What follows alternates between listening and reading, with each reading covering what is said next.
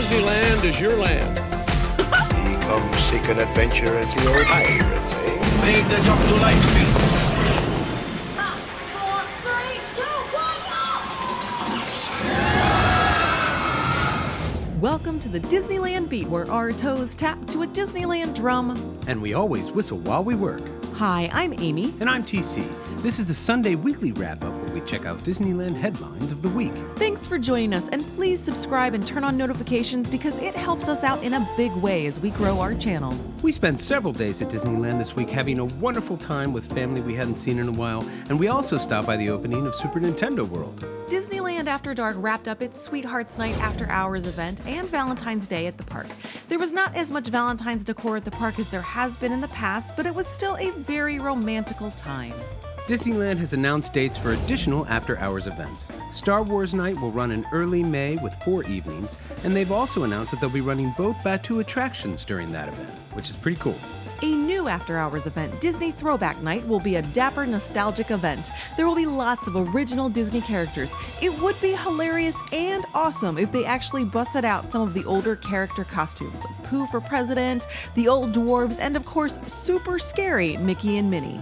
And the event will feature the original Fantasy in the Sky fireworks show that played Disneyland in 1958. Of course, Patrick Mahomes celebrated his Super Bowl win with his first family visit to Disneyland this past Monday. It was a very fun and packed day at Disneyland. Moon Girl from Moon Girl and Devil Dinosaur made her character debut this week as well. It's a really cute show that's just dropped on Disney Plus, and her meet and greet is a blast. She got a one-day show on the Hollywood stage as well as her own character cavalcade to welcome her to the fold. The Disney 100 Years of Wonder celebration is in full force with the new shows World of Color 1 at DCA and Wondrous Journeys at Disneyland. And finally, a full parade will be joining the party this next week. We had to laugh when we heard that Disney had changed the end of Disney's World of Color 1 because many people, including us, were confused as to when the show actually ended. Originally, it had a song designed for people to exit to, but it started immediately and it had a lot of visual effects going on, so it kind of seemed like it was still part of the World of Color show. But now there's a more significant pause and toned down effects to walk away from. On February 24th, Magic Happens, a delightful combo daytime-evening parade, will begin regular runs at Disneyland. This will mark the first time Disneyland will be offering the same level of live entertainment it had prior to the 2019 extended closure. It really is a lot of fun around the parks with so many characters to meet and greet. We found autographs and pictures pretty easy to get, unlike our experience at Sweethearts Night, where every line was surprisingly long. Mickey and Minnie's Runaway Railway and What Part of Toontown is Open will continue to be available through a virtual queue this next week. Look for those via the app at 7 a.m. and 1 p.m. You can also get in by purchasing an individual Lightning Lane once you're inside the park. Prices dropped from $20 to $15 on weekdays, and they were available all day into the evenings most days. Disney announced a new perk for eligible employees. Some cast members will be able to get a 50% discount on Disney merchandise. Not a bad rate from the company store. With the opening of Ant-Man and the Wasp: Quantumania, Kang the Conqueror has started to make appearances at Avengers Campus at DCA. Quite the imposing figure, Kang is after not only world domination, but control of every quantum realm, so be careful when you meet him. There are a few other tie-ins with the new movie, including an Ooze Cauldron Sipper and increased sightings of Scott and Hope. The movie, on the other hand, is open to mixed reviews. The case of the missing statue has been solved. The new Platinum Mickey statue has been found, or, well, returned to Town Square with a changed quote. It was all started by a mouse.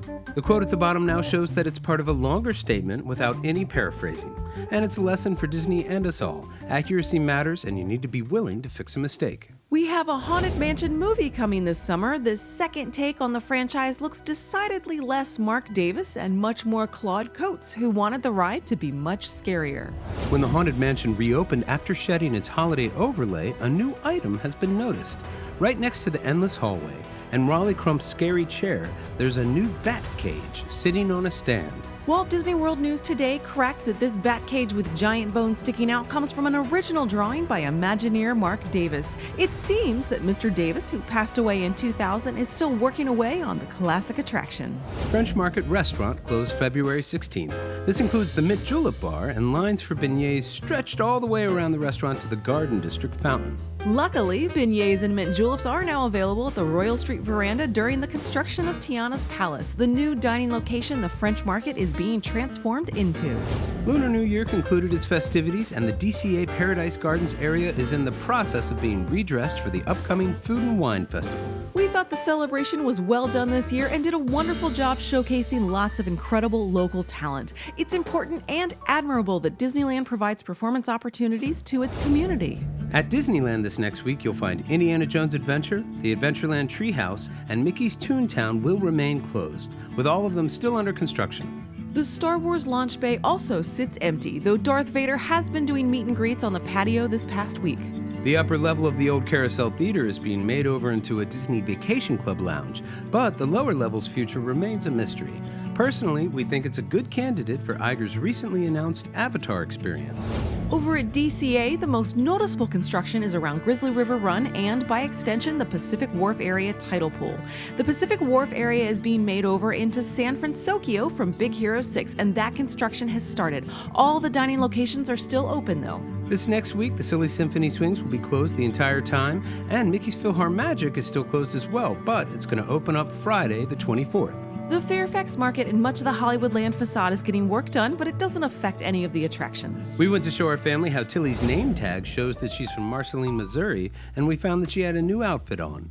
All dressed up for the 100 Years of Wonder, she's been gifted Mickey Mouse as her character.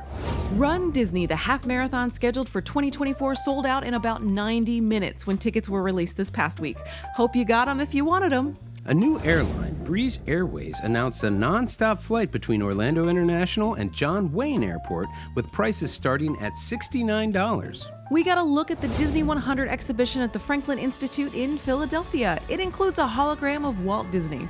It's pretty cool. Yes, it's a bit weird, but so was the animatronic and CGI animation at first. We gotta say, we kinda think Walt would have gotten a real kick out of it. Well, that's it for the weekend wrap-up. Thanks so much for joining us. Good night and good news.